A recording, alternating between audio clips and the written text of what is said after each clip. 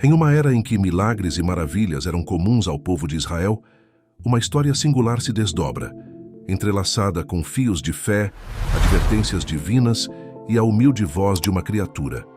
Esta é a saga de Balaão e sua asna, um conto que atravessa as eras, ensinando-nos sobre a obediência e a intervenção divina.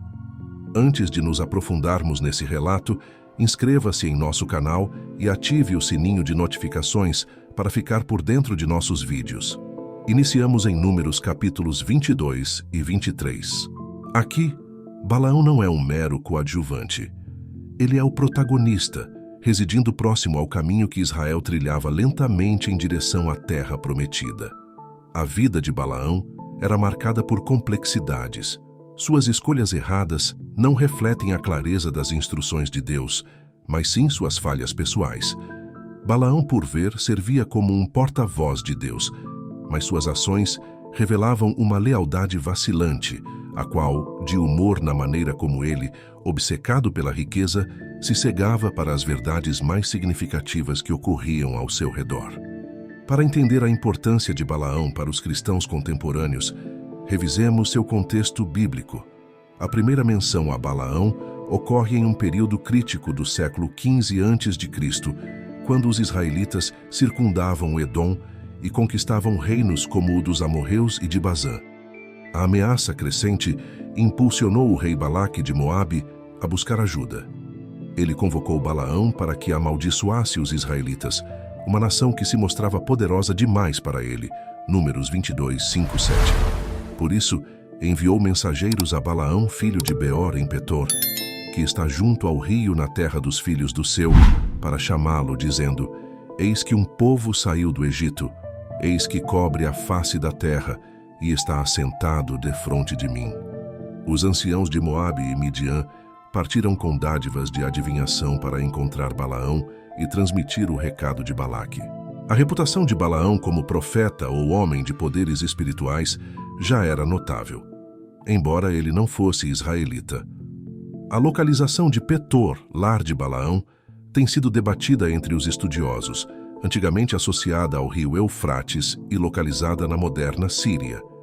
Descobertas recentes sugerem que Petor poderia estar mais próxima de Moabe, ao longo do rio Jordão.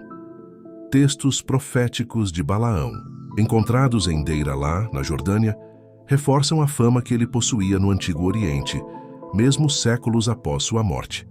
A história prossegue, revelando que Balaão tinha algum conhecimento do Deus verdadeiro, semelhante a Melquisedeque e Jetro, outros que conheceram a Deus sem fazerem parte do povo de Israel. Aparentemente, a habilidade de Balaão em abençoar ou amaldiçoar estava enraizada na bruxaria, uma prática que o rei Balaque presumia ser comum, dada a sua solicitação, acompanhada de dádivas de adivinhação. Números 24:1. Em Números 24:1, encontramos um claro indicativo de que Balaão havia de fato tentado usar bruxaria antes. Vamos ler esse versículo na versão Almeida Corrigida Fiel. E vendo Balaão que bem parecia aos olhos do Senhor que abençoasse a Israel, não foi como das outras vezes a procurar encantamentos, mas pôs o seu rosto para o deserto. Diferentemente dos verdadeiros profetas de Deus, que não praticavam o ezer e nem aceitavam pagamentos para entregar suas mensagens divinas, Balaão demonstrava características de um falso profeta. Sua história é marcada por mensagens impopulares e, muitas vezes, por enfrentar a ira daqueles a quem dirigia suas palavras. Após a oferta do rei Balaque, Balaão parece sinceramente tentar discernir a vontade de Deus. Em um momento de introspecção, ele decide esperar uma comunicação divina. Números 22:12. A resposta é clara. Então Deus disse a Balaão: Não irás com eles, nem amaldiçoarás a esse povo, porque é bendito. Números 22:12. Na manhã seguinte, Balaão transmite a resposta divina aos príncipes de Balaque. Ele não pode acompanhá-los ou amaldiçoar Israel, obedecendo a ordem direta de Deus. Aqui sua postura parece íntegra e alinhada com a vontade divina. No entanto, Balaque insiste e envia emissários ainda mais influentes, que tentam persuadir Balaão com promessas de grande honra. A resposta de Balaão em Números 22:18 revela sua luta interna. Ainda que Balaque me desse a sua casa cheia de prata e ouro, não poderia transgredir a palavra do Senhor, meu Deus, para fazer coisa pequena ou grande. Esta situação ilustra um dilema moral significativo.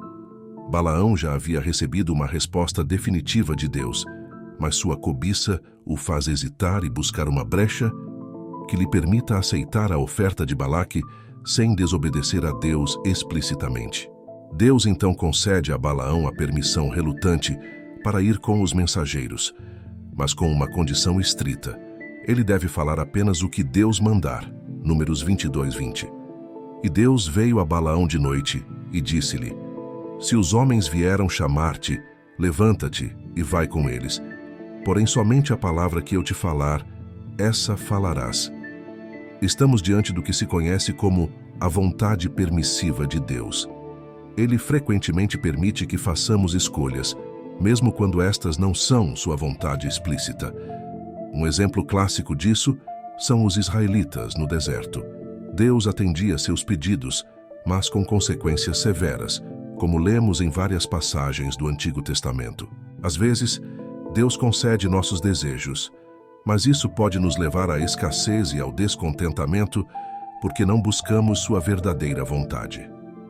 Vamos avançar nos versículos de Números 22, 21 a 23, onde Balaão, ignorando os sinais divinos, segue sua jornada com consequências iminentes. Balaão se levanta pela manhã, albara sua jumenta e segue com os príncipes de Moabe.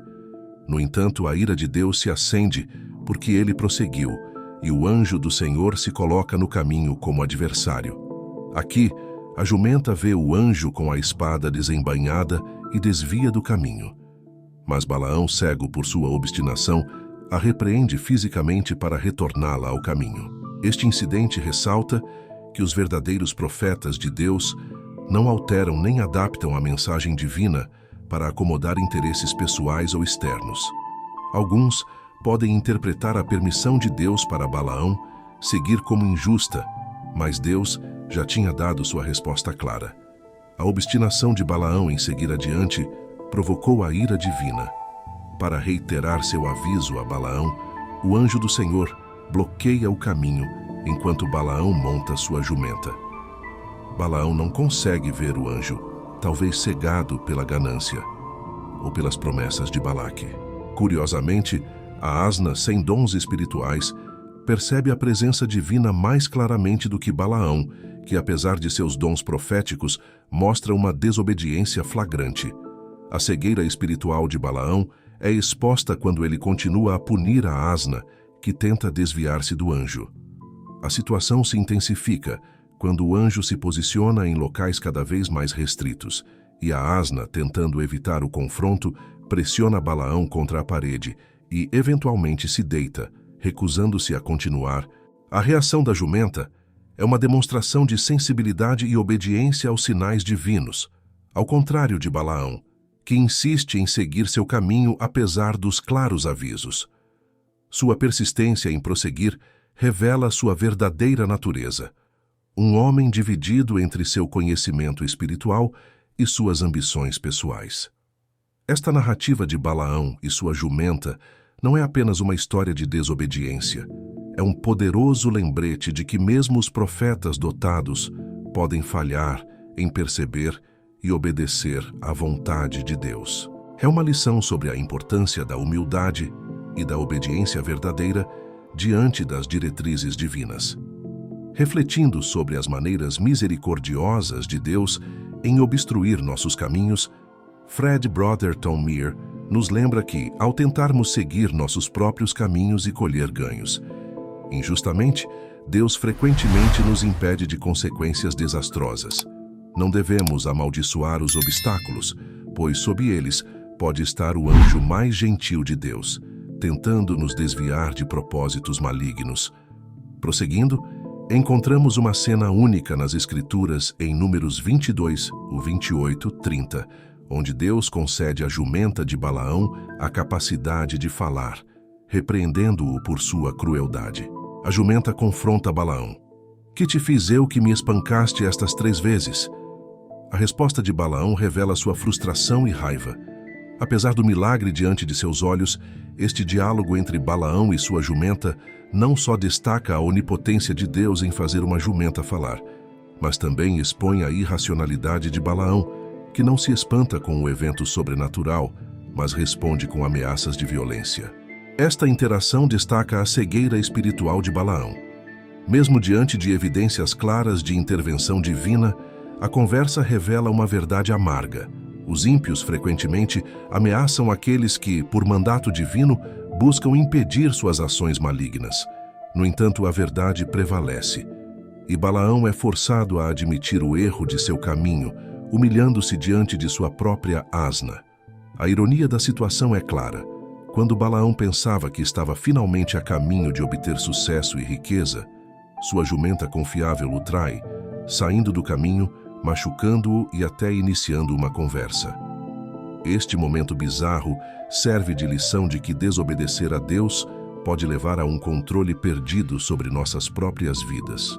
A narrativa alcança um clímax quando Deus abre os olhos de Balaão, e ele vê o anjo do Senhor com uma espada desembainhada, pronto para impedi-lo. O anjo repreende Balaão pela crueldade contra sua asna, destacando o caminho perverso que ele seguia. Números 22, 31, 33. Narra este momento decisivo, onde a jumenta evitou o maior desastre por sua sensibilidade à presença divina. Deus não apenas confronta Balaão sobre seu tratamento cruel ao animal, mas também nos ensina uma lição valiosa sobre o cuidado com as criaturas. Provérbios 12:10 afirma: "O justo cuida da vida dos seus animais, mas o coração dos ímpios é cruel." Esta passagem bíblica reforça a mensagem de que o justo deve tratar todas as criaturas com compaixão e cuidado.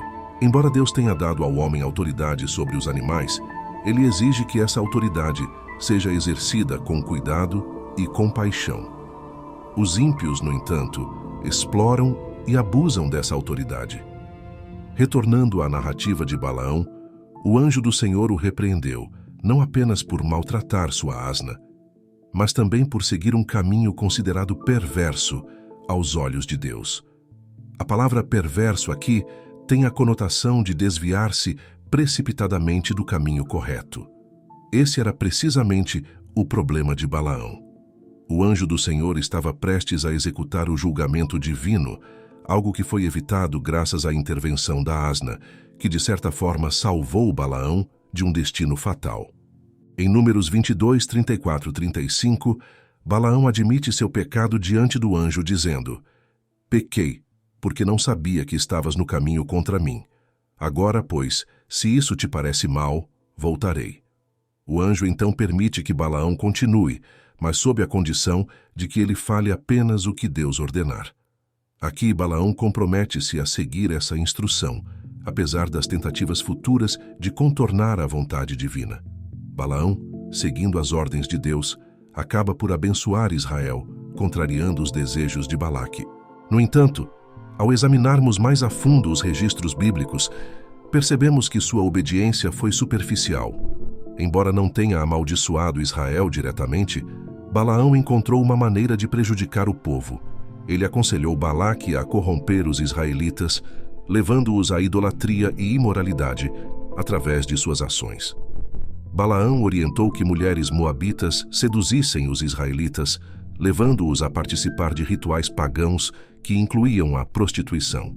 No entanto, ao examinarmos mais a fundo os registros bíblicos, percebemos que sua obediência foi superficial. Embora não tenha amaldiçoado Israel diretamente, Balaão encontrou uma maneira de prejudicar o povo.